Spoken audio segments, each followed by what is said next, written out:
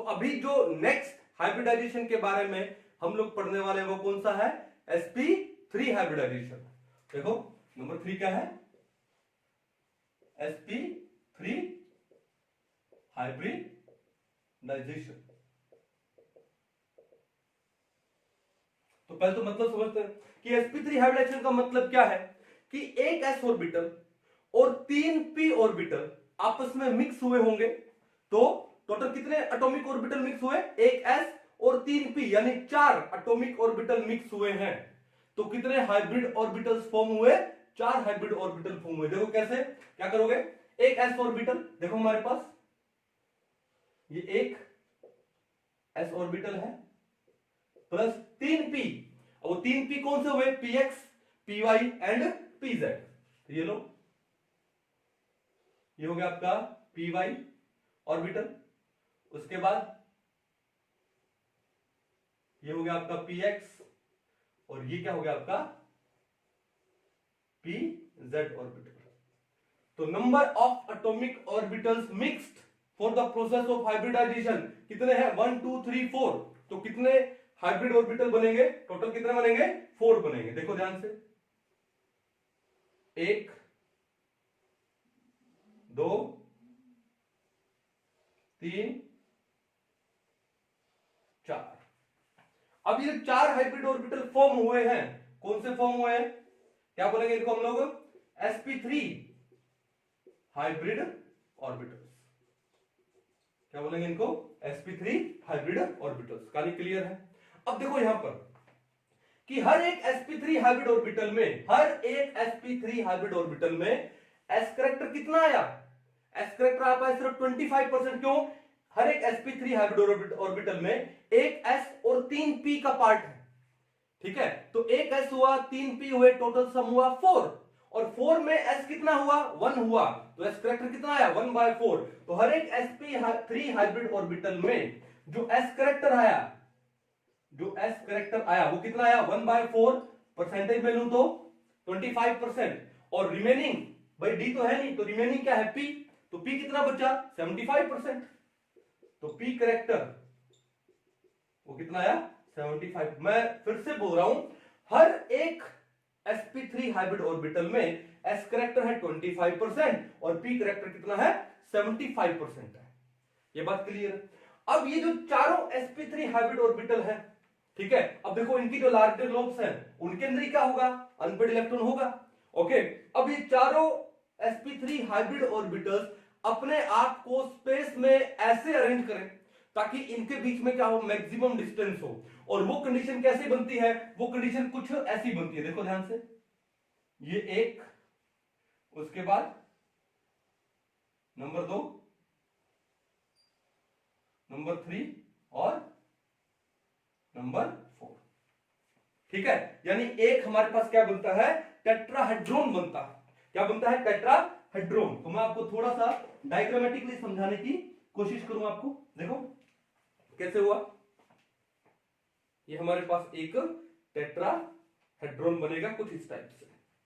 देखा आपने? ये सेंट्रल एटम है, उसके बाद एक एटम यहां पर, एक यहां और एक यहां। तो ये क्या है? एक टेट्राहेड्रॉन बन गया, टेट्राहेड्रल ज्योमेट्री आ गया। अब इसको टेट्राहेड्रल क्यों बोलते हैं? पहली बात तो ये आती है। तो टेट्रा का मतलब क्या होता है? 4 होता है। तो मैं क्या बोलूं इसको? Tetrahedral geometry. टेट्राहेड्रल बनाइए। टेट्राहेड्रल क्यों बोलते हैं? कि टेट्रा का मतलब क्या होता है? 4। और यहां पे जो हमने लिखा हेड्रल, हेड्रल से वर्ड आया क्या? हेड्रा। और हेड्रा हम बोलते हैं किसको? फेस को बोलते हैं। किसको बोलते हैं? फेस को। तो कितने फेस बने हमारे पास यहां पर? टोटल 4 फेस बने। और फेस का मतलब क्या है? जो कि एक प्लेन से बनेगा, 2 डायमेंशनल। ठीक है, तो देखो ध्यान से कि 4 फेस कैसे हुए। देखो अब हमको क्या करना है, ये कॉर्नर पे जो एटम है इसको, यहां वाले एटम को और यहां वाले एटम को, इनको मिला दे तो एक प्लेन बन जाएगा। वो ट्रायंगुलर वाला एक प्लेन बन जाएगा, यानी एक फेस बन जाएगा। फेस को क्या बोलते हैं? प्लेन बोलते हैं। तो एक फेस बनाइए, फिर एक फेस बनेगा यहां से 2, एक फेस बनेगा यहां पे 3, और एक फेस बनेगा जब नीचे वाले इन तीनों एटम्स को मिला दे तो कितने बने? टोटल 4 फेस बनेंगे। और 4 फेस बनने का मतलब क्या हुआ? 4 हेड्रा, टेट्राहेड्रा, टेट्राहेड्रल ज्योमेट्री। तो यहां पर जो ज्योमेट्री होती है वो कौन सी होती है? टेट्राहेड्रल ज्योमेट्री होती है। टेट्राहेड्रल का मतलब 4 फेसेस विल बी फॉर्म्ड। ये पिक्चर क्लियर है? ठीक है। अब अनपेड इलेक्ट्रॉन किस में होंगे? Unpaired electron in larger lobes में होंगे। ये बात भी सही है। चलो अब इसको आगे डिस्कस करने से पहले मैं एक बात और डिस्कस करता हूं। हमने हाइब्रिडेशन पढ़ा sp, हमने पढ़ा sp2 और हमने पढ़ा sp3 और इनके अंदर इनके हाइब्रिड ऑर्बिटल्स फॉर्म होते हैं। तो मैं आपको एक बात बता दूं कि मान लो ये आपका एक sp हाइब्रिड ऑर्बिटल है, ठीक है। अब मैं बनाने जा रहा हूं क्या? ये है आपका sp2 हाइब्रिड ऑर्बिटल और तीसरा मैं बनाने जा रहा हूं कौन सा? sp3 हाइब्रिड ऑर्बिटल, ठीक है। तो एक बात बताओ ध्यान से, आपने क्या चीज नोटिस किया जब मैंने ये डायग्राम बनाया है? क्या नोटिस किया कि जो sp हाइब्रिड ऑर्बिटल है उसका साइज थोड़ा छोटा है, sp2 हाइब्रिड ऑर्बिटल का साइज थोड़ा बड़ा होता है और sp3 का साइज और भी बड़ा होता है। यानी अगर मैं साइज की बात करूं, size of HO hybrid orbital, तो sp3 हाइब्रिड ऑर्बिटल का साइज बड़ा होता है देन sp2 से और उसका साइज बड़ा होता है sp से। बड़ा ही इंपॉर्टेंट पॉइंट है, नोट कर लो इसको, ठीक है। अब क्वेश्चन उठता है कि सर ऐसा क्यों? ऐसा इसलिए, देखो ध्यान से, कि जो sp हाइब्रिड ऑर्बिटल है इसमें जो s करेक्टर है, इसमें जो s है वो कितना है? 50% s है और 50% क्या है? p। यानी s करेक्टर सबसे ज्यादा अगर किसी हाइब्रिड ऑर्बिटल में है तो वो sp हाइब्रिड ऑर्बिटल में होता है, जो कि है 50%। अब बात यह है कि s करेक्टर का मतलब इलेक्ट्रॉन s ऑर्बिटल में है और वो s करेक्टर कितना है? सबसे ज्यादा है। और जो s ऑर्बिटल्स होते हैं वो न्यूक्लियस के क्या होते हैं? क्लोज होते हैं, ठीक है। न्यूक्लियस के क्या होते हैं? क्लोज होते हैं। तभी तो हमने इस हाइब्रिड ऑर्बिटल का साइज क्या किया है? छोटा किया है, क्योंकि s करेक्टर ज्यादा है, न्यूक्लियस के ज्यादा क्लोज है तो हाइब्रिड ऑर्बिटल का साइज क्या होगा? छोटा होगा। अब sp2 में s करेक्टर कितना है? 33.3% और p करेक्टर है 66.7%। sp2 में s करेक्टर sp के कंपैरेटिवली कम है, तो जो इलेक्ट्रॉन है वो ज्यादा किसमें है? p में ज्यादा है। भाई p करेक्टर यहां ज्यादा हो गया ना, भाई sp में p 50 था, sp2 में p 50 से ज्यादा हो गया 66.7%। अब इलेक्ट्रॉन है वो ज्यादा p में है क्योंकि p करेक्टर ज्यादा है उस हाइब्रिड ऑर्बिटल में। अब देखो p है वो न्यूक्लियस से थोड़ा सा दूर होता है, तो दूर होता है इसलिए इस ऑर्बिटल का साइज क्या बना दिया? बड़ा बना दिया। sp3 में देखो s करेक्टर है 25% और जो p करेक्टर है वो कितना हुआ? 75% p करेक्टर हुआ। यानी यहां पर अब s करेक्टर और भी कम हो गया और p करेक्टर और ज्यादा हो गया और p न्यूक्लियस से अवे होता है तो इस ऑर्बिटल का साइज भी क्या हो गया? बड़ा हो गया। कहानी समझ आ गई? कोई दिक्कत नहीं है। चलो, लेकिन एक बात ध्यान रखना, हमने क्या पढ़ा है कि ये जो हाइब्रिड ऑर्बिटल्स होते हैं they are more directional than atomic orbitals. पढ़ा था ना ये बात? अगर मैं डायरेक्शनल प्रॉपर्टी की बात करूं, ठीक है, तो hybrid orbitals are more directional, तो इसका मतलब जो sp हाइब्रिड ऑर्बिटल है उसकी डायरेक्शनल प्रॉपर्टी सबसे कम होगी, sp2 की उससे ज्यादा, sp3 की उससे ज्यादा, then sp3d, then sp3d2, then sp3d3, then sp3d3। देखो जितनी बड़ी लोब बनी है डायरेक्शनल प्रॉपर्टी उतनी ही ज्यादा।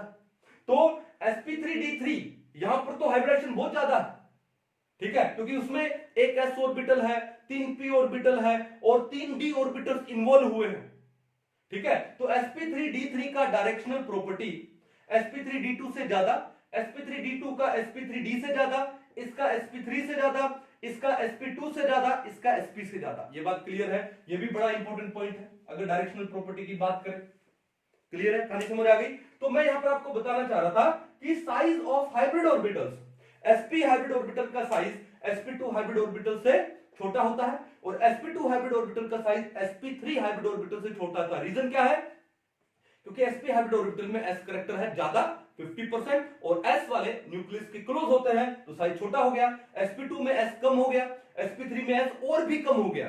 S कम हो गया लेकिन P सबसे ज्यादा हो गया इन तीनों में, तो P न्यूक्लियस से थोड़ा अवे है, तो हाइब्रिड ऑर्बिटल का साइज थोड़ा सा बड़ा हो गया। पिक्चर समझ आ गई, कोई दिक्कत नहीं है। फिर दूसरी बात कि जब ये हाइब्रिड ऑर्बिटल का साइज बड़ा हो गया, यानी इस लोब का साइज बड़ा हो गया, लोब का साइज बड़ा हो गया, तो अब यहां पर जब ओवरलैपिंग होगी तो उससे बॉन्ड क्या बनने वाला है, स्ट्रॉन्ग बनने वाला है। तो sp3 हाइब्रिड ऑर्बिटल की किसी sp3 हाइब्रिड ऑर्बिटल के साथ ओवरलैपिंग होगी तो एक्सटेंट ऑफ ओवरलैपिंग ज्यादा आएगा, क्योंकि इस ऑर्बिटल का साइज बड़ा है, साइज बड़ा है, एक्सटेंट ऑफ ओवरलैपिंग ज्यादा आएगा, और extent of overlapping is directly proportional to the bond strength, strength of the bond. तो यहां का जो बॉन्ड बनेगा ओवरलैपिंग से sp3 हाइब्रिड ऑर्बिटल में, तो वो स्ट्रॉन्ग बनेगा as compare to sp2, as compare to sp। Clear है? चलो अब इसको मिटा दिया जाए, इसको पोज करके एक बार नोट डाउन कर लो। हाँ जी, थोड़ा सा आगे बढ़ा जाए, हमने इनकी भी बात कर ली, इसकी भी बात हो गई यहां पे। चलिए okay, back to the pavilion. अब हम लोग कुछ एक एग्जांपल ले लेते हैं और एग्जांपल के हिसाब से हम लोग डिस्कस करते हैं। देखो सबसे पहले तो हाँ, हमने क्या बनाया, टेट्राहेड्रॉन बनाया। तो यहां पे जो थीटा होता है, बॉन्ड एंगल है, वो बॉन्ड एंगल आता है, आइडियल बॉन्ड एंगल आता है कितना, 109 डिग्री 28 मिनट्स। जो sp3 हाइब्रिडाइजेशन का जो आइडियल बॉन्ड एंगल है वो 109 डिग्री 28 मिनट्स है। अब हमको पता है देखो कि 1 डिग्री में टोटल कितने मिनट्स होते हैं, 60 मिनट होते हैं। तो बताओ कि 30 मिनट्स में टोटल कितने डिग्री हो जाएंगे, 0.5 डिग्री हो जाएंगे। अब 30 मिनट्स और 28 मिनट्स में कोई ज्यादा डिफरेंस है नहीं, ठीक है। तो मैं इसको 28 मिनट्स को एक बार अप्रोक्स मान लूं 30 मिनट्स, तो ये आपके पास हो गया 109 डिग्री 30 मिनट्स, ठीक है। अब 30 मिनट्स में कितना है, 0.5 डिग्री है, तो ये आपके पास कितना जाएगा, ये आ जाएगा 109.5 डिग्री। अगर कहीं पे आपको 109.5 डिग्री दिया है तो कोई दिक्कत नहीं है, सही है, और 109 डिग्री 28 मिनट्स दिया है तो और भी सही है। पिक्चर समझ आ गई? चलो, तो sp3 हाइब्रिडाइजेशन में जो आइडियल बॉन्ड एंगल है वो इतना है। अब देखो लेटर ऑन हम एक थ्योरी करेंगे, कौन सा, वेस्पर थ्योरी। तो वहां पर क्या है कि अगर लोन पेयर आ जाए तो लोन पेयर क्या करता है, रिपल्शन करता है, तो उससे क्या होगा, बॉन्ड एंगल थोड़ा सा कम हो जाता है, ठीक है। तो वहां पर हो सकता है कि जब sp3 हाइब्रिडाइजेशन पढ़े तो बॉन्ड एंगल क्या आ जाए, कम हो जाए, क्योंकि lone pair repulsion is greater than lone pair bond pair repulsion is greater than bond pair repulsion. आने वाले टॉपिक में पढ़ेंगे जिसका नाम क्या है, वेस्पर थ्योरी। क्लियर है? चलो, अब इसका जो ज्योमेट्री बना है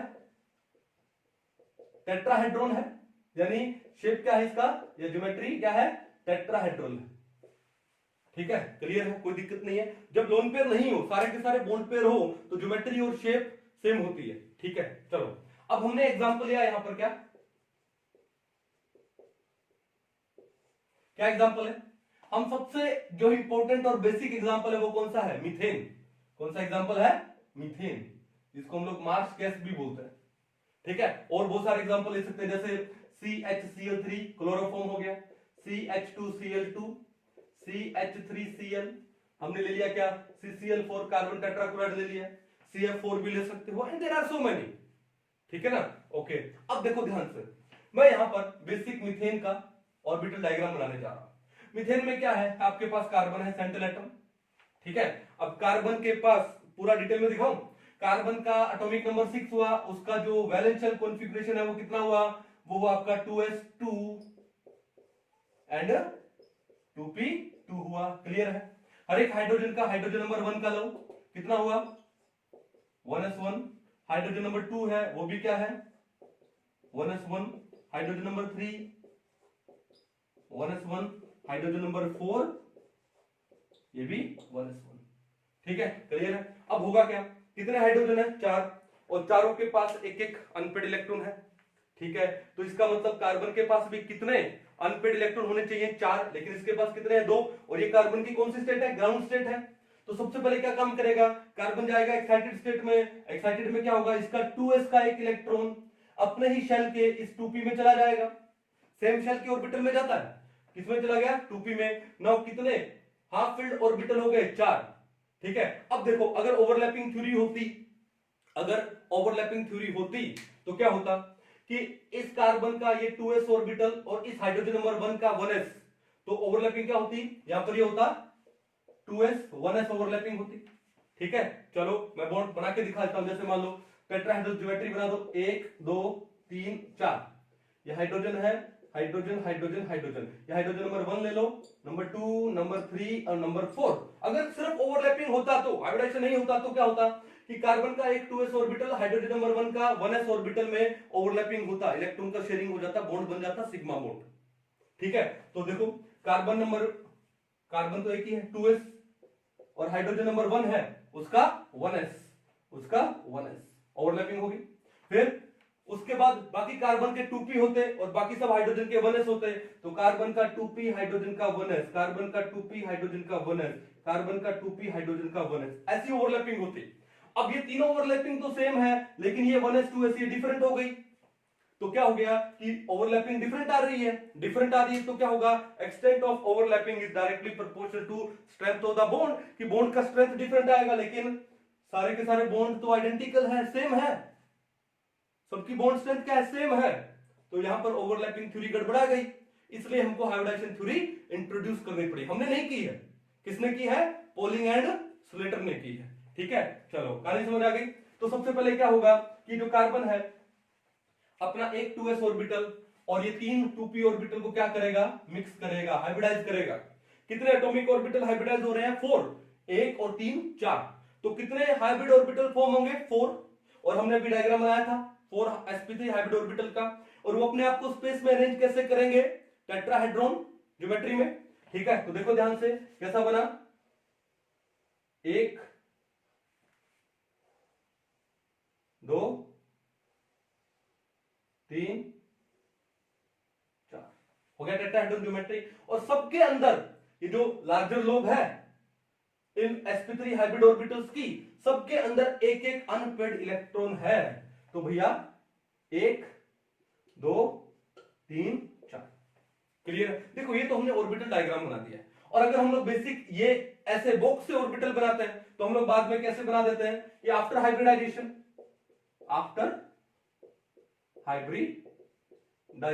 हम कैसे बनाते हैं कि यहां पर देखो हमने 2s को अलग रखा है, 2p को अलग रखा है, एनर्जी में डिफरेंस है। ठीक है, लेकिन हाइब्रिडाइजेशन हो गई तो जो डिफरेंट एनर्जी के ऑर्बिटल्स थे, अब जब वो हाइब्रिडाइज होंगे और इनका शेप भी डिफरेंट था, एनर्जी में ज्यादा डिफरेंस नहीं है, अप्रोक्सीमेट इक्वल एनर्जी बोलते हैं ना हम लोग, लेकिन हल्का सा तो डिफरेंस है, तो इनका जब शेप डिफरेंट था और अप्रोक्सीमेट इक्वल एनर्जी के थे, अब ये हाइब्रिडाइज होंगे, मिक्स होंगे, फॉर्म करेंगे, एनर्जी का रिडिस्ट्रीब्यूशन होगा, नए हाइब्रिड ऑर्बिटल्स फॉर्म होंगे, उनका शेप भी सेम होगा और उनका एनर्जी भी सेम होगा। अब अगर मैं बॉक्स के रूप में लिखूं तो मैं यहां पे लिखूंगा 4। ठीक है, अब इन 4 में मैं डाल दूंगा एक एक अनपेड इलेक्ट्रॉन, और हर एक ऑर्बिटल को मैं क्या लिखूंगा, sp3 sp3 sp3 sp3। ये 4 sp3 हाइब्रिड ऑर्बिटल बने हैं, चारों को साथ में लिखने का मतलब ही ये है कि सबका शेप सेम है, सबका एनर्जी सेम है। कहानी समझ आ गई। अब क्या होगा कि ये जो हाइड्रोजन नंबर 1 है, इसका एक इलेक्ट्रॉन जो कि 1s ऑर्बिटल में है, और इस कार्बन का ये sp3 हाइब्रिड ऑर्बिटल, इनमें होगी क्या, ओवरलैपिंग होगी, तो इलेक्ट्रॉन शेयर होंगे। देखो ये हाइड्रोजन का इलेक्ट्रॉन आ गया, बॉन्ड बन गया, दूसरे हाइड्रोजन का आ गया, तीसरे का आ गया, चौथे का आ गया, तो बताओ कितने इलेक्ट्रॉन हो गए, 8 हो गए, ऑक्टेट पूरा, स्टेबिलिटी कंप्लीट। कहानी समझ आ रही है। तो देखो क्या होगा, ठीक है, ये लो, एक हाइड्रोजन का 1s स्फेरिकल है, उसके अंदर एक इलेक्ट्रॉन है, देखा सब में एक इलेक्ट्रॉन है 1s में।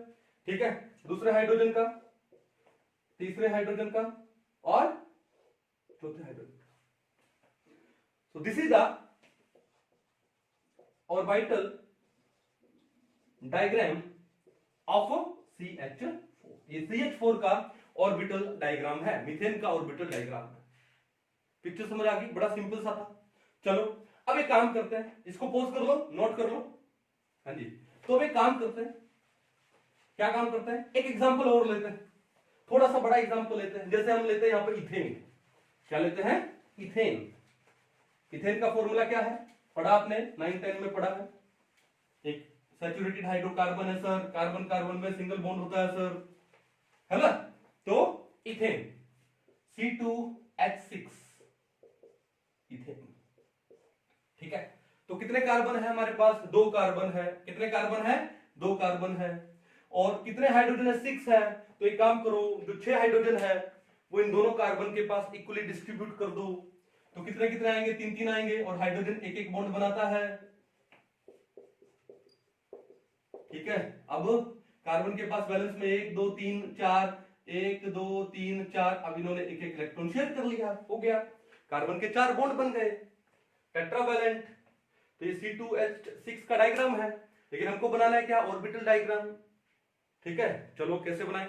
तो पहली बात तो अगर मैं को यहाँ पे हाइब्रिडेशन निकालनी कार्बन की, तो कार्बन के पास कोई लोन पेयर नहीं है। ठीक है, पाई बॉन्ड भी नहीं है, होता भी तो फर्क नहीं पड़ता।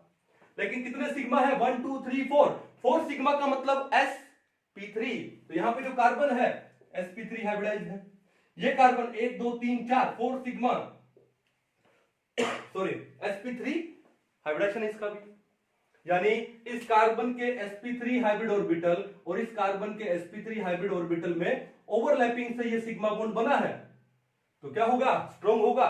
क्योंकि जब कोई ओवरलैपिंग दो हाइब्रिड ऑर्बिटल में होती है तो एक्सटेंट ऑफ ओवरलैपिंग ज्यादा होता है, इसका मतलब बॉन्ड स्ट्रेंथ भी ज्यादा होगी। और ये जो कार्बन और हाइड्रोजन के बीच में ओवरलैपिंग हुई है उसमें कार्बन का sp3 हाइब्रिड ऑर्बिटल और हाइड्रोजन का वैलेंस एटॉमिक ऑर्बिटल में ओवरलैपिंग हुई है, यानी यहां पर ओवरलैपिंग एक हाइब्रिड ऑर्बिटल में और एक एटॉमिक ऑर्बिटल में हो रही है, जो कि वीकर होती है as compare to hybrid orbital और हाइब्रिड ऑर्बिटल में। तो बॉन्ड कौन सा स्ट्रॉन्ग है, ये वाला बॉन्ड स्ट्रॉन्ग है। पिक्चर समझ आ गई। ठीक है, अगर मैं यहां पे बॉन्ड स्ट्रेंथ की बात करूं, बॉन्ड स्ट्रेंथ की बात करूं, ठीक है, तो जो कार्बन कार्बन बॉन्ड है it is stronger than carbon hydrogen. दो ही टाइप के तो बॉन्ड है हमारे पास, और ये बॉन्ड स्ट्रॉन्ग क्यों है, क्योंकि ये sp3 हाइब्रिड ऑर्बिटल की ओवरलैपिंग से बना है। ये वीक क्यों है, क्योंकि ये sp3 और s यानी 1s की ओवरलैपिंग से बना है। ठीक है, यहां पर एक्सटेंट ऑफ ओवरलैपिंग ज्यादा है, यहां पे जो एक्सटेंट ऑफ ओवरलैपिंग है वो ज्यादा है एज कंपेयर टू यहां पे। समझ आ गई कहानी। चलो अब देखो, इस कार्बन के पास sp3 हाइब्रिडाइजेशन है तो कितने हाइब्रिड ऑर्बिटल बने 4, और चारों को स्पेस में ऐसे अरेंज करो कि मैक्सिमम डिस्टेंस पे हो टेट्राहेड्रल। इसका भी टेट्राहेड्रल बनाना है और उन दोनों sp3 हाइब्रिड ऑर्बिटल्स में इनके ओवरलैपिंग भी करानी है। तो कैसे बनाऊं, देखो ध्यान से देखो, 1 2 3 और 1 4 बना दिए। और सबके पास एक एक क्या है अनपेड इलेक्ट्रॉन है, ये लो क्या दिखा दे यहां पर 1 2 3 4। ठीक है, अब ये कार्बन नंबर 1 मान लो C1 है, अब C2 बना देते हैं। C2 के भी ऐसे ही 1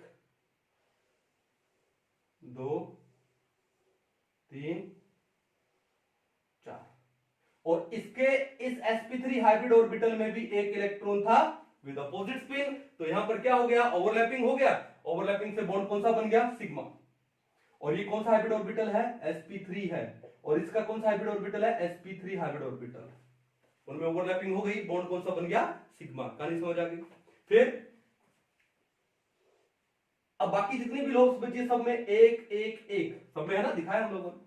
तो फिर हाइड्रोजन का एक 1s आएगा, उसमें एक इलेक्ट्रॉन है, ओवरलैपिंग हुई, बॉन्ड कौन सा बना सिग्मा। हाइब्रिड ऑर्बिटल कौन सा sp3, और हाइड्रोजन का कौन सा है 1s।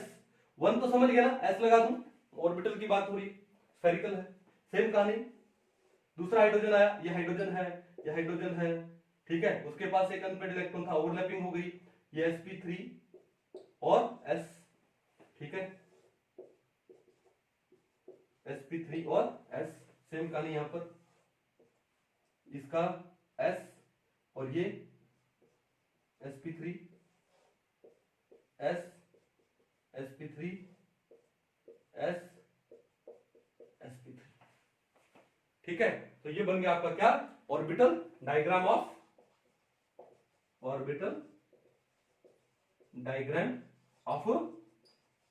इथेन, यानी C2H6। कहानी समझ आ गई। ठीक है, sp3 हाइब्रिडाइजेशन में s करेक्टर 25% और p करेक्टर 75% है। क्लियर है, कोई इशू नहीं है, बड़ा सिंपल था आई थिंक।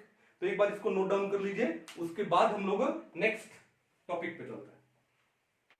तो चले आगे, और अभी हम लोग जाने वाले हैं किसके ऊपर, नेक्स्ट हाइब्रिडाइजेशन। कौन सा है वो, sp3d, sp3d। चलिए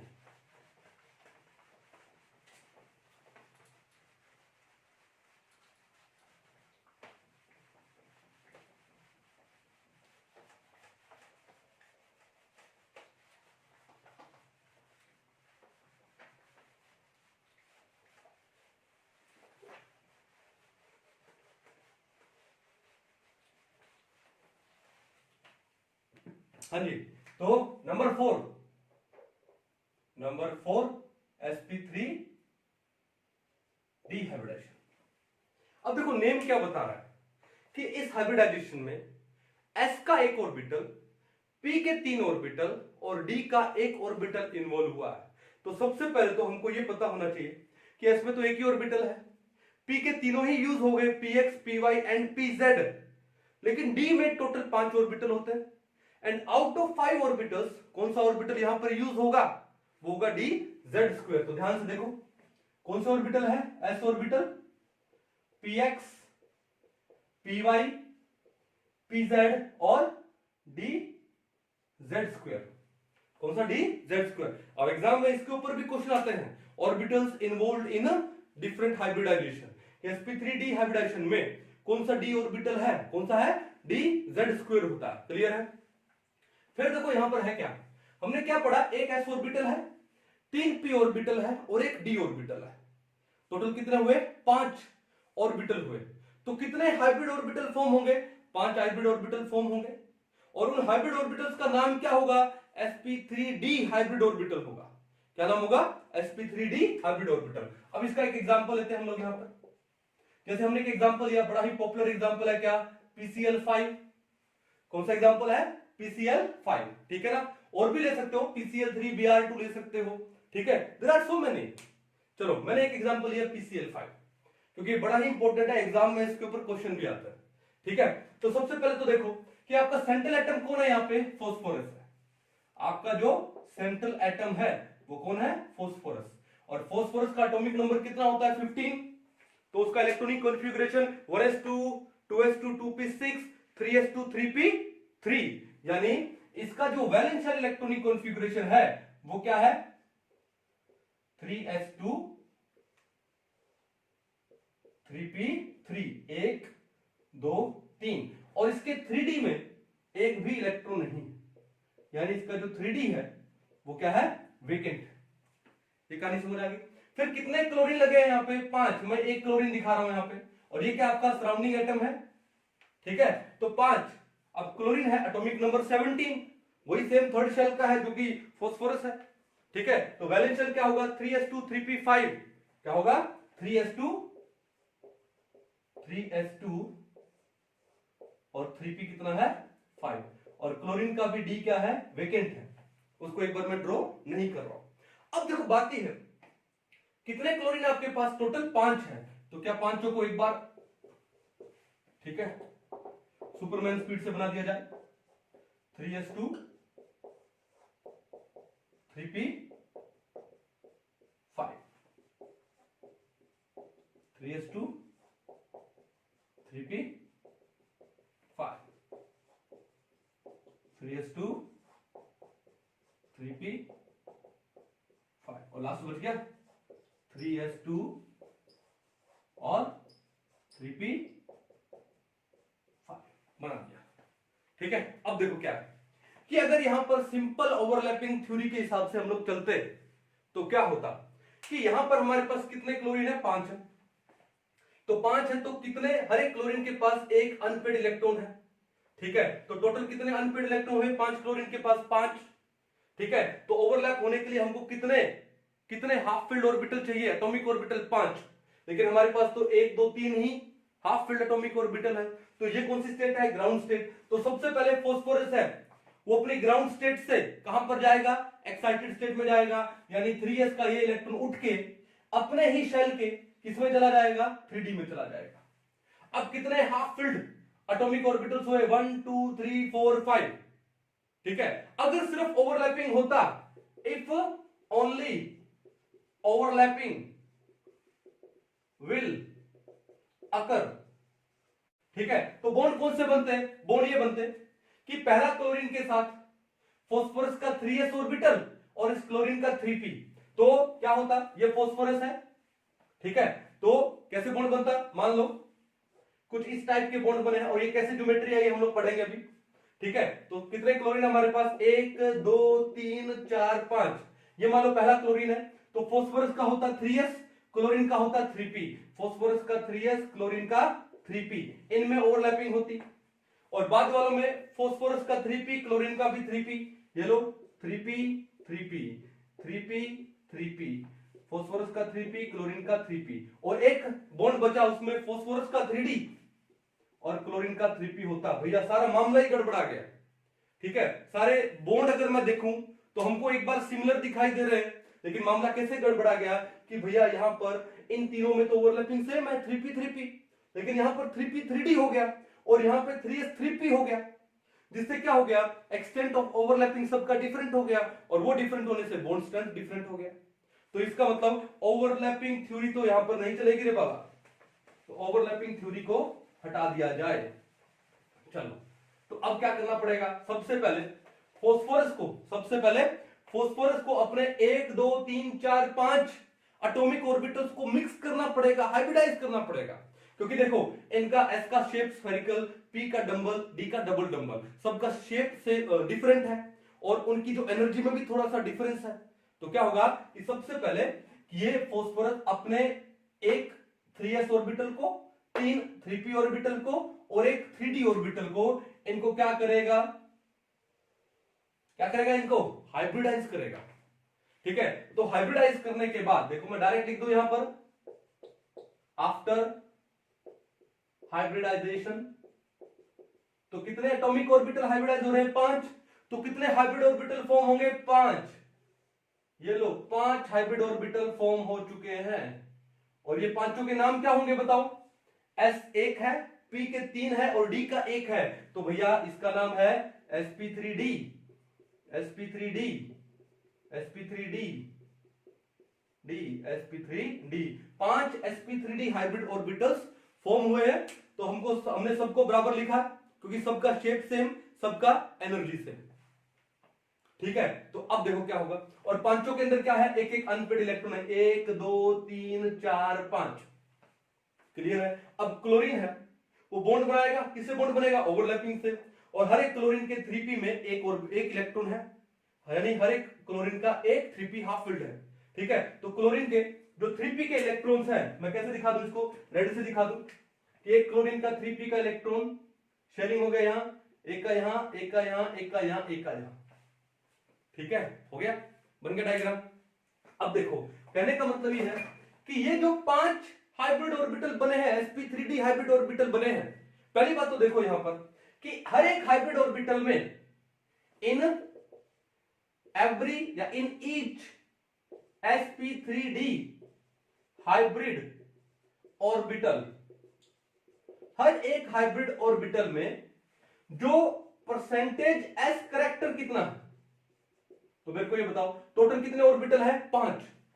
एक s ऑर्बिटल, 3p और एक d, और उन 5 में से s कितना है? 1 है, तो s करेक्टर कितना है? 1/5। 1/5 यानी 0.2% में निकालेंगे तो कितना आएगा? 20%। 20% s करेक्टर। हर एक sp3d हाइब्रिड ऑर्बिटल में 20% s करेक्टर है, तो फिर परसेंटेज p कितना हुआ? तो 5 में से p कितने हैं? 3, तो 3/5 यानी 0.6, और परसेंट निकालो तो कितना जाएगा? 60%। फिर एक क्या बचा? d, तो जो परसेंटेज d करेक्टर है, तो d कितना है? 1 है आउट ऑफ 5, तो 1/5 0.2% में 20%, यानी हर एक sp3d हाइब्रिड ऑर्बिटल में 20% s करेक्टर है, 60% p करेक्टर है और 20% d करेक्टर है। अब आपने एक चीज नोटिस किया है कि s करेक्टर क्या हो गया? और कम हो गया। sp3 में s करेक्टर 25 था, sp में 50, sp2 में 33.3, sp3 में 25, sp3d में 20, यानी धीरे धीरे s करेक्टर कम होता जा रहा है, और s करेक्टर कम होगा तो इलेक्ट्रॉन न्यूक्लियस से, सेंट्रल एटम के न्यूक्लियस से दूर हो जाएगा, तो इस हाइब्रिड ऑर्बिटल का साइज वो भी क्या हो जाएगा, बढ़ जाएगा। यानी अगर मैं ये हाइब्रिड ऑर्बिटल को ये ऐसे ड्रॉ करूं तो इसका साइज तो sp3 से भी ज्यादा होगा। कहानी समझ आ गई, कोई दिक्कत नहीं है। चलो ये इंपॉर्टेंट है, इसको नोट कर लो। फिर आगे चले कि अब ये जो 5 sp3d हाइब्रिड ऑर्बिटल बने हैं, ये अपने आप को स्पेस में ऐसे अरेंज कर ले ताकि एक दूसरे से मैक्सिमम डिस्टेंस पे आ जाए। और वो अरेंजमेंट कैसा हो सकता है, वो अरेंजमेंट कुछ ऐसा हो सकता है कि जैसे ये फॉस्फोरस है, सेंट्रल एटम, अब 5 हाइब्रिड ऑर्बिटल को स्पेस में अरेंज होना है एट मैक्सिमम डिस्टेंस। क्यों? क्योंकि सब हाइब्रिड ऑर्बिटल के पास एक एक अनपेड इलेक्ट्रॉन है, ठीक है। अगर इलेक्ट्रॉन पास में आ गए तो रिपल्शन होगा, तो रिपल्शन से बचना है। तो उसमें क्या कंडीशन हो सकती है कि जो 3 हाइब्रिड ऑर्बिटल है वो तो अरेंज हो जाए कुछ ऐसे, ठीक है, किसमें, ट्रायंगुलर प्लैनर में, ताकि इनके बीच का जो बॉन्ड एंगल आए वो कितना आ जाए, 120 डिग्री आ जाए सब में। ये भी कितना आ गया 120, ये भी कितना आ गया 120, ठीक है। और जो 2 हाइब्रिड ऑर्बिटल है वो कौन सी पोजीशन पर आ जाए, एक्सियल पे आ जाए। कौन सी पे आ जाए, एक्सियल। अब देखो ये जो ट्रायंगुलर प्लैनर में आए हैं हाइब्रिड ऑर्बिटल्स, 120 डिग्री एंगल पे आए हैं, इन पोजीशंस को हम लोग क्या बोलते हैं भैया, बोलो, इनको हम लोग बोलते हैं क्या, इसको हम लोग बोलते हैं क्या, इक्विटोरियल पोजीशंस। क्या बोलते हैं, इक्विटोरियल पोजीशंस। ये पोजीशन भी कौन सी है, ये भी कौन सी है, इक्विटोरियल पोजीशन। और जो above the plane and below the plane है इसको हम लोग क्या बोलते हैं, एक्सियल पोजीशन। क्या बोलते हैं इसको हम लोग, एक्सियल पोजीशन, एक्सियल पोजीशन। ये बात समझ आ गई। तो इसका मतलब क्या है कि जो 2 हाइब्रिड ऑर्बिटल हैं वो above the plane below the plane आ जाएंगे, यानी एक्सियल पोजीशन ऑक्यूपाई कर लेंगे, और बाकी जो 3 हाइब्रिड ऑर्बिटल है वो इक्विटोरियल पोजीशन ऑक्यूपाई कर लेंगे इन द प्लेन। कहानी समझ आ गई। अब यहां पे 2 टाइप के एंगल बनेंगे कि जो इक्विटोरियल पोजीशंस में वो एंगल बनेगा 120 डिग्री, और एक्सियल पोजीशन का इक्विटोरियल के साथ में जो एंगल बनेगा वो कितना बनेगा, 90 डिग्री। यानी जो sp3d हाइब्रिडाइजेशन होता है यहां पर 2 टाइप के एंगल होता है, एक तो होता है क्या 120 डिग्री, और एक कौन सा होता है 90 डिग्री। एक तो 120 और एक 90। 120 किसमें, इक्विटोरियल पोजीशन में, और 90 किसका, एक्सियल पोजीशन का, इक्विटोरियल के साथ। समझ गए। अब देखो ये जो ज्योमेट्री आया वो कैसा आया, ये आया ट्रिगनल, एक पिरामिड ऊपर एक पिरामिड नीचे, ट्रिगनल बाई पिरामिडल। तो इसका जो ज्योमेट्री है वो क्या आता है, ट्राइगोनल बोलो ट्रिगनल बोलो एक ही बात है, बाई पिरामिडल ज्योमेट्री आता है, ट्राइगोनल बाई पिरामिडल ज्योमेट्री आता है। कहानी समझ आ गई, ठीक है। अब देखो क्या होगा, फिर उसके बाद एक क्लोरीन यहां लगा दो, एक यहां लगा दो, एक यहां, यहां और यहां, तो बन गया PCl3 का स्ट्रक्चर बन गया। तो PCl3 का जो ज्योमेट्री होता है वो क्या होता है, ट्रिगनल बाई पिरामिडल ज्योमेट्री होता है। 2 टाइप के बॉन्ड एंगल है। अब देखो ये तो हो गया sp3d हाइब्रिडाइजेशन का एग्जांपल। अब देखो इसमें जो PCl5 हमने लिखा है इसके ऊपर क्वेश्चन आता है एग्जाम में। अभी रिसेंट 1-2 साल पहले भी क्वेश्चन आया। क्वेश्चन क्या है, देखो क्या है कि एक चीज देखो यार, कि यहां पर हर एक क्लोरीन के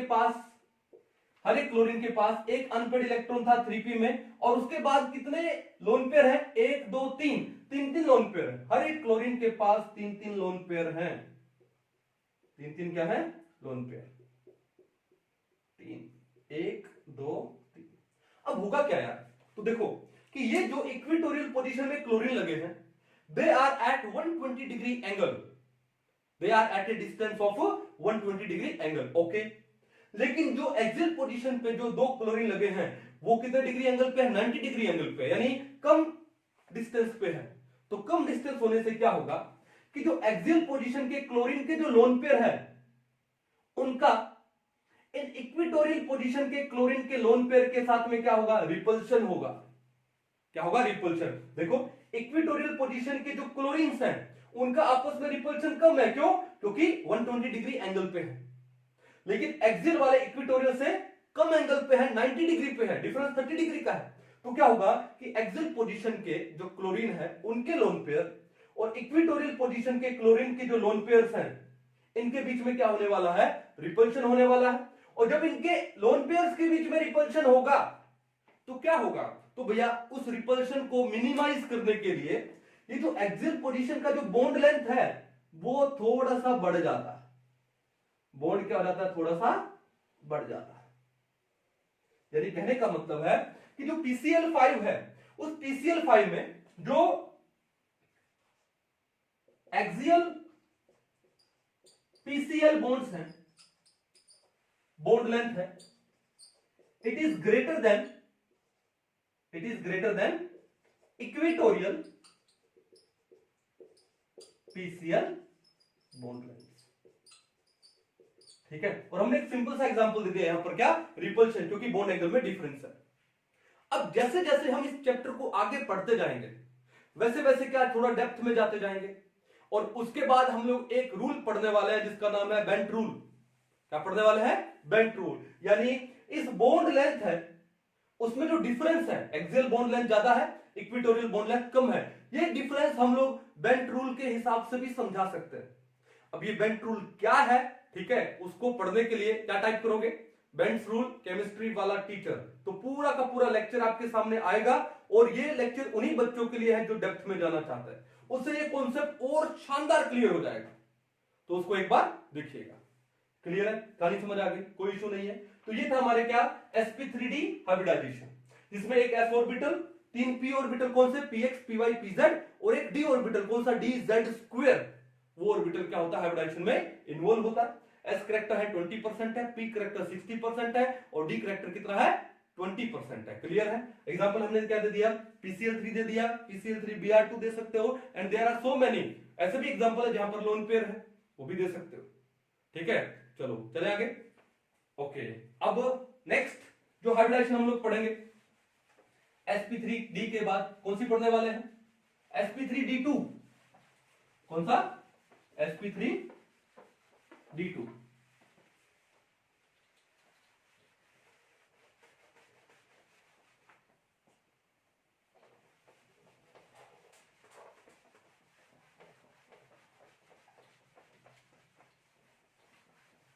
तो नेक्स्ट हाइब्रिडेशन हमारे पास क्या है? Number 5 sp3d2 hybridisation. अब sp3d2 हाइब्रिडाइजेशन नाम से क्या पता लग रहा है कि एक s ऑर्बिटल, 3 p ऑर्बिटल और 2 d ऑर्बिटल हाइब्रिडाइजेशन में इन्वॉल्व हो रहे हैं। तो उसमें एक s ऑर्बिटल है, 3 p ऑर्बिटल, कौन से? px py pz, और 2 d ऑर्बिटल। अब वो 2 d ऑर्बिटल कौन से होंगे? dx²y² और dz²। ये बड़ा ही इंपॉर्टेंट क्वेश्चन है कि sp3d2 हाइब्रिडाइजेशन में कौन कौन से d ऑर्बिटल्स है वो इन्वॉल्व होते हैं। क्या बताओगे? dx²y² और dz²। क्लियर है? चलो, अब बात यह है कि यहां पर पहले बात तो s करेक्टर कितना आएगा, क्योंकि टोटल कितने हाइब्रिड एटॉमिक ऑर्बिटल पार्टिसिपेट कर रहे हैं? 1 2 3 4 5 6, and out of 6 orbitals s कितना है? 1 है। तो s करेक्टर अगर आता है, परसेंटेज s कितना आता है बताओ? 1/6। ठीक है, अब 1/6 कितना हुआ? ये आपका हुआ लगभग कितना कितना आएगा बताइए? ये आएगा 0. कितना? 166। और अगर मैं परसेंटेज में जाऊं तो ये कितना जाएगा? 16.66%। ये तो हो गया S character, percentage S character. और आउट ऑफ 6 पी कितने हैं? 3 है। पी कितने हैं? 3। तो 3/6 कितना हो गया? 50%। चलिए, उसके बाद डी कितने हैं? 2। तो 2/6 यानी परसेंटेज डी कितना है? 2/6। 2/6 का मतलब 1/3 यानी 33.33%। खाली समझ आ रही है? यानी एस करेक्टर अगेन क्या हो गया? कम हो गया। और एस करेक्टर कम होने का मतलब क्या है? न्यूक्लियस से अवे साइज क्या हो जाएगा? इसका बड़ा हो जाएगा। ठीक है, अब इसका एक एग्जांपल लेते हैं, देखो एग्जांपल से समझेंगे हम लोग। ठीक है, एग्जांपल क्या है हमारे पास, SF6, बड़ा ही पॉपुलर एग्जांपल है SF6। अब यहां पे SF6 में जो सेंट्रल एटम है, वो कौन है, सल्फर है, एटॉमिक नंबर है 16। तो इसका जो वैलेंस शेल इलेक्ट्रॉनिक कॉन्फ़िगरेशन होगा वो क्या होगा, 3s2 3p4, 3s2 और 3p4, 1 2 3 4। क्लियर है, तो कितने फ्लोरीन लगे हैं, 6। तो मैं 6 फ्लोरीन नहीं बनाने वाला हूं, मैं एक ही फ्लोरीन बनाता हूं। तो फ्लोरीन का वैलेंस शेल कॉन्फ़िगरेशन क्या है, 2s2 एंड 2p5। ये क्या हो गया आपका सराउंडिंग एटम हो गया, मैंने एक ही ड्रॉ किया अभी। ठीक है, तो अब बात यह है कि सल्फर में 3s और 3p के बाद क्या है इनके पास, 3d। तो क्या होगा कि 3s2 2s2 2p5। तो फ्लोरीन है उसका ये जो एक 2p ऑर्बिटल है वो क्या है, हाफ फिल्ड है। तो क्या होगा, कितने फ्लोरीन हमारे पास, 6 फ्लोरीन है, इसका मतलब 6 हाफ फिल्ड एटॉमिक ऑर्बिटल्स हैं। तो सल्फर को कितने हाफ फिल्ड एटॉमिक ऑर्बिटल चाहिए, 6 चाहिए, लेकिन इसके पास है कितने, 2। कितने हैं, 2। तो ये कौन सी स्टेट है इसकी, ग्राउंड स्टेट। तो सबसे पहले क्या होगा, फर्स्ट एक्साइटेड स्टेट, ये इलेक्ट्रॉन यहां से जंप करके 3p का इलेक्ट्रॉन यहां से जंप करके गया 3d में। फिर उसके बाद सेकंड एक्साइटेड स्टेट, 3s का इलेक्ट्रॉन जंप करके कहां पे गया, 3d में। अब कितने, 1 2 3 4 5 6। अब सल्फर के 6 एटॉमिक ऑर्बिटल्स क्या है, हाफ फिल्ड है। तो सबसे पहले क्या होगा कि ये एटॉमिक ऑर्बिटल्स आपस में हाइब्रिडाइज होंगे, क्यों, क्योंकि ओवरलैपिंग से बात बनेगी नहीं। ओवरलैपिंग होता तो 3s 2p, फिर 3p 2p, 3p 2p, 3p 2p, फिर 3d 2p। अरे सारी की सारी ओवरलैपिंग क्या आ रही है, डिफरेंट आ रही है। ठीक है, तो बॉन्ड इक्विवेलेंट नहीं लग रहे, तो क्या होगा, ओवरलैपिंग तो चलेगा नहीं, क्या होगा, हाइब्रिडाइजेशन होगा। तो हाइब्रिडाइजेशन होगा तो क्या होगा, तो नए हाइब्रिड ऑर्बिटल्स बनेंगे, यानी आफ्टर हाइब्रिडाइजेशन, कितने एटॉमिक ऑर्बिटल हाइब्रिडाइज हो रहे हैं, 1 2 3 4 5 6। तो कितने हाइब्रिड ऑर्बिटल फॉर्म होने वाले हैं, 6 हाइब्रिड ऑर्बिटल फॉर्म होने वाले हैं, 1 2 3 4 5 6। और हर एक हाइब्रिड ऑर्बिटल का नाम क्या है, sp3d2। हर एक हाइब्रिड ऑर्बिटल का नाम क्या है, sp3d2, sp3d2। ठीक है, कहानी समझ आ गई।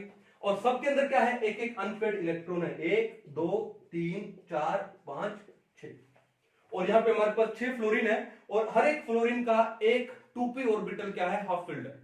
तो क्या होगा, हर एक फ्लोरीन के एक 2p से एक इलेक्ट्रॉन आएगा, यानी ओवरलैपिंग होगी। फ्लोरीन का 2p ऑर्बिटल और सल्फर का एक sp3d2 हाइब्रिड ऑर्बिटल के बीच में होगी ओवरलैपिंग, बॉन्ड बन जाएगा सिग्मा। ये जो रेड में मैं दिखा रहा हूं वो हर एक फ्लोरीन का एक इलेक्ट्रॉन है। ठीक है, शेयरिंग हो गया, बॉन्ड बन गया। ठीक है, अब बात है हमारे पास टोटल कितने हाइब्रिड ऑर्बिटल है, 6। अब ये जो 6 हाइब्रिड ऑर्बिटल है इनको हमको स्पेस में ऐसे अरेंज करना है ताकि मैक्सिमम डिस्टेंस पे आए। और वो स्पेस में ऐसा अरेंजमेंट कैसा हो सकता है, देखो ये हुआ आपका सल्फर। ठीक है, तो इसमें आप 4 फ्लोरीन तो कहां लगा दो, प्लेन में लगा दो, ये लो 1 2 3 4। 4 सल्फर तुमने क्या लगा दिया, प्लेन में। कैसे बन गया ये, स्क्वायर प्लेनर हो गया। ठीक है, उसके बाद एक सल्फर अबव द प्लेन, और एक फ्लोरीन अबव द प्लेन, और एक fluorine below the plane. 4 fluorine तो लगे किसमें, स्क्वायर में, और उसके बाद एक एक fluorine above and below the plane लग गए। कहानी क्लियर है। तो अब इसकी जो ज्योमेट्री बनी है वो ज्योमेट्री कुछ कैसे बनी है बताओ। वो ज्योमेट्री क्या बनी है, ये है स्क्वायर और ये 2 पिरामिड हुए, स्क्वायर बाय पिरामिडल। यानी sp3d2 में जो ज्योमेट्री होती है वो कौन सी होती है, स्क्वायर बाय पिरामिडल होती है, स्क्वायर बाय पिरामिडल होती है। दूसरी बात, अगर मैं बॉन्ड एंगल की बात करूं तो ये स्क्वायर का मतलब यहां पे बॉन्ड एंगल कितना है, 90 डिग्री है। और जो एक्सियल है उनका इक्विटोरियल के साथ बॉन्ड एंगल वो भी कितना है, 90 है। तो हमारे पास यहाँ पे जो थीटा है वो क्या है, 90 डिग्री है। अब देखो जब एंगल सेम है, अब रिपल्शन होने की वजह से बॉन्ड लेंथ में डिफरेंस नहीं आएगा, क्योंकि यहां पर भी देखो हर एक फ्लोरीन के पास कितने लोन पेयर है, 3 लोन पेयर है, दिख रहे हैं ना आपको, एक ये रहा, एक ये रहा, एक ये रहा, हर एक फ्लोरीन के पास 3-3 लोन पेयर हैं। लेकिन अब प्रॉब्लम ये आ गई कि यहां पर बॉन्ड एंगल सेम है, जब बॉन्ड एंगल सेम है तो बॉन्ड लेंथ में डिफरेंस नहीं आएगा। तो इसका मतलब सारे के सारे जो एसएफ बॉन्ड्स हैं, all S F bond lengths are equal, जितने भी एसएफ बॉन्ड लेंथ है वो सारे के सारे क्या है, इक्वल है। कहानी समझ आ गई? तो ये क्या था आपका sp3d2 हाइब्रिडाइजेशन था, बड़ा इजी सा कॉन्सेप्ट था, कोई दिक्कत नहीं है, ठीक है। चलिए उसके बाद जो लास्ट में जो हम लोग पढ़ने वाले हैं अभी वैलेंस बॉन्ड थ्योरी में, वो कौन सा है, sp3d3 हाइब्रिडाइजेशन। इसको पॉज कर लो और पॉज करके एक बार नोट डाउन कर लो। चलिए अभी जो पढ़ने वाले हैं वो कौन सा है, sp3d3। हाँ जी,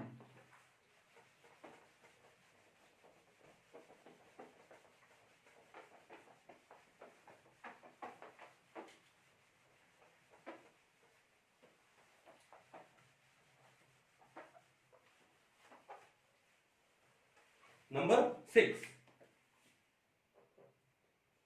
sp3d3 हाइब्रिडाइजेशन। अब देखो नाम से क्या पता लग रहा है कि एक s ऑर्बिटल, 3 p ऑर्बिटल और 3 d ऑर्बिटल्स हाइब्रिडाइजेशन में पार्टिसिपेट कर रहे हैं, ठीक है। तो देखो एक s ऑर्बिटल, 3 p कौन सा हुआ, px py pz। अब इंपॉर्टेंट है कि जो d है, वो जो 3 d है वो कौन कौन से हैं, तो भैया for sure dx square y square and dz square, ये तो है ही है। उसके अलावा dxy कौन सा होगा, dxy। तो ये जो 3 d ऑर्बिटल्स हैं वो हाइब्रिडाइजेशन में क्या है, इन्वॉल्व। क्लियर कहानी? चलो अब पहली बात तो टोटल कितने ऑर्बिटल्स हो गए, 7 हो गए। अब 7 में s कितना है, 1 है। तो जो परसेंटेज s है, परसेंटेज s कितना आएगा, 1/7 इंटू 100। 1/7 कितना आएगा, ये आएगा आपका कितना, 0.1, उसके बाद 4, फिर उसके बाद 2, लगेगा नहीं 0.142 कुछ, और परसेंट में निकालो तो कितना हो जाएगा, ये आपका हो जाएगा 14.2%। कितना हो जाएगा, 14.2%। क्लियर है? उसके बाद जो परसेंटेज p निकालूं तो टोटल कितने p है हमारे पास, 3 p है, आउट ऑफ कितने, 7, तो 3/7 हो गया। अब 3/7 करो तो कितना आएगा, इसका 3 टाइम्स कर लो तो आ जाएगा 42.6%। ठीक है, परसेंट निकाल रहे हैं तो 100 से मल्टीप्लाई भी कर रहे हैं, ध्यान रखिएगा। फिर अगर मैं परसेंटेज डी निकालूं तो डी कितने हैं, डी भी 3 है, तो डी भी कितना हुआ, 3/7 इंटू 100, यानी ये भी हो गया आपका 42.6%, कुछ इतना हो गया। ये काली समझ आ गई? तो इसका मतलब परसेंटेज एस और भी कम हो गया, साइज क्या हो जाएगा इनका, बड़ा हो जाएगा। चले आगे। अब इसका एक एग्जांपल लेते हैं, ठीक है, और बड़ा ही पॉपुलर एग्जांपल लेते हैं इसका। क्या, एक इंटरहैलोजन कंपाउंड IF7 आयोडीन हेप्टाफ्लोराइड। अब बात यह है कि हमारे पास कितने फ्लोरीन लगे हैं, 7। अब इसका सेंट्रल एटम वगैरह दिखाने की जरूरत है नहीं, समझ जाओगे आप लोग। तो 7 फ्लोरीन है और हर एक फ्लोरीन का एक 2p ऑर्बिटल क्या है, हाफ फिल्ड है, और आयोडीन के वैलेंस में भी इलेक्ट्रॉन कितने हैं, 7 है। तो आयोडीन ने क्या काम किया कि अपने जो 7 इलेक्ट्रॉन जिन ऑर्बिटल्स में थे, यानी बैलेंस क्या था आयोडीन का, 5s2 5p5 था, तो सबसे पहले उसने क्या किया, एक्साइटेड स्टेट में गया होगा, तो 5s में 1 होगा, 5p में 3 होंगे, और उसके बाद जो 5d है उसमें भी कितने आएंगे, 3 आएंगे। तो आयोडीन ने अपना एक 5s ऑर्बिटल, मैं आयोडीन का लिख देता हूं यहां पे, एक 5s में है, 3 5p में है, ठीक है, उसके बाद 3 किस में है, 5d में। सही लिख रहे हैं ना, fluorine chlorine bromine iodine, fluorine है 2s2p 5 3 4 5, बिल्कुल सही लिख रहे हैं, कोई दिक्कत ही नहीं है। तो आयोडीन ने अपना एक 5s ऑर्बिटल, 3 5p ऑर्बिटल और 3 5d ऑर्बिटल्स को क्या कर दिया, हाइब्रिडाइज कर दिया। तो हाइब्रिडाइज करने के बाद, यानी आफ्टर हाइब्रिडाइजेशन कितने एटॉमिक ऑर्बिटल हाइब्रिडाइज हुए, 7। These are 7 AO। और हाइब्रिडेशन के बाद कितने हाइब्रिड ऑर्बिटल फॉर्म होंगे? 7 हाइब्रिड ऑर्बिटल फॉर्म हुए, 1 2 3 4 5, उसके बाद 6 7। ठीक है, और हर एक हाइब्रिड ऑर्बिटल का नाम क्या है? sp3d3, sp3d3, sp3d3, d3, sp3d3, sp3d3, sp3d3, sp3d3। और हर एक sp3d3 हाइब्रिड ऑर्बिटल में क्या है? एक एक इलेक्ट्रॉन है, दिखा दो। 1 2 3 4 5 6 7। अब आया कौन? फ्लोरीन। और फ्लोरीन के 2p ऑर्बिटल में एक इलेक्ट्रॉन क्या है? हाफ फिल्ड है। फ्लोरीन का एक 2p ऑर्बिटल हाफ फिल्ड है। तो कितने फ्लोरीन है? 7। तो क्या होगा? हाइब्रिडाइजेशन, ओवरलैपिंग होगा। आयोडीन के sp3d3 हाइब्रिड ऑर्बिटल में और फ्लोरीन के किसमें? 2p ऑर्बिटल में क्या होगा? ओवरलैपिंग होगा। और ओवरलैपिंग से क्या होगा? बॉन्ड फॉर्म होगा, इलेक्ट्रॉन का हो गया शेयरिंग। रेड वाला मैं दिखा रहा हूं, हर एक फ्लोरीन का एक इलेक्ट्रॉन है। ठीक है, चलो अब हुआ क्या कि जो 7 sp3d3 हाइब्रिड ऑर्बिटल बने, ये अपने आप को स्पेस में कैसे अरेंज करेंगे ताकि एक दूसरे से मैक्सिमम डिस्टेंस पे हो। और वो अरेंजमेंट कुछ ऐसा हो सकता है कि ये रहा आपका आयोडीन, ठीक है, उसके बाद क्या होगा? एक को तो ले जाओ अबव द प्लेन और एक फ्लोरीन को ले जाओ बिलो द प्लेन, यानी एक्सियल पोजीशन पे ले जाओ। ठीक है, उसके बाद कितने बचे? 5। और 5 है वो इस प्लेन में कैसे आएंगे? पेंटागोनल। ये लो, एक फ्लोरीन, 2 फ्लोरीन, 3, उसके बाद 4 5। हो गया? चलो इनको एक बार मैं थोड़ा सा मिला देता हूं। ऐसे मिलाना नहीं है, सिर्फ ज्योमेट्री शो करने के लिए देख रहे हैं हम। ओह, इसको क्यों मिलाया? सिर्फ ज्योमेट्री को शो करने के लिए। ठीक है, तो ये तो क्या हो गया आपके पास? ये आपके पास हो गया क्या? पेंटागोनल। अब यहां पे जो बॉन्ड एंगल आया है वो कितना आया है? 72 डिग्री। बॉन्ड एंगल कितना है? 72 डिग्री। ओके, अब ये जो 2 फ्लोरीन है, एक अबव द प्लेन है और एक बिलो द प्लेन है, यहां का बॉन्ड एंगल कितना है? वो है 90 डिग्री। तो हमारे पास 2 टाइप के एंगल हैं, एक तो है 72 डिग्री और एक है यहां पर 90 डिग्री। एक 72 और एक 90। ये बात समझ गए? अब दूसरी बात देखो, अगर मैं इसकी ज्योमेट्री की बात करूं तो क्या हो जाएगा? Pentagonal bi pyramidal. कौन सी ज्योमेट्री होगी? पेंटागोनल बाई पिरामिडल ज्योमेट्री होगी। क्या होगी? Pentagonal bi pyramidal. सिंपल। तो ये था आपका क्या? sp3d3 हाइब्रिडाइजेशन का एग्जांपल। ठीक है, तो ये जो केमिकल बॉन्डिंग वाला चैप्टर है जो हमारे अभी सिलेबस में है, जिसमें हमने कुछ एक वैलेंस बॉन्ड थ्योरी के बारे में डिस्कस किया है। और वैलेंस बॉन्ड थ्योरी 2 टाइप की होती है, कौन सी? ओवरलैपिंग थ्योरी और उसके बाद हाइब्रिडाइजेशन थ्योरी। ओवरलैपिंग थ्योरी में कुछ एक प्रॉब्लम थी, बॉन्ड है इक्वल नहीं हो रहे थे, उनकी नेचर इक्विवेलेंट नहीं हो रही थी। तो बॉन्ड्स की नेचर को इक्विवेलेंट करने के लिए कौन सी थ्योरी इंट्रोड्यूस की गई? Hybridisation theory. तो हाइब्रिडाइजेशन थ्योरी इंट्रोड्यूस की गई, उससे क्या हुआ कि बॉन्ड का जो नेचर है वो इक्विवेलेंट आया।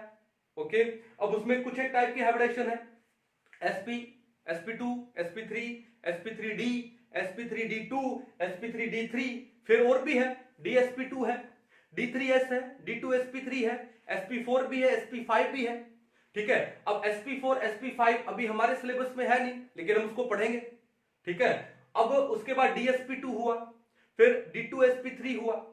ठीक है, ये जो हाइब्रिडाइजेशन है ये हम एक चैप्टर आएगा आपका क्लास 12 में, कोऑर्डिनेशन कंपाउंड्स, बड़ा डिटेल में पढ़ेंगे उसके अंदर कि उसके अंदर ज्योमेट्री कैसे होती है। जैसे dsp2 में ज्योमेट्री क्या होती है? स्क्वायर प्लानर होती है।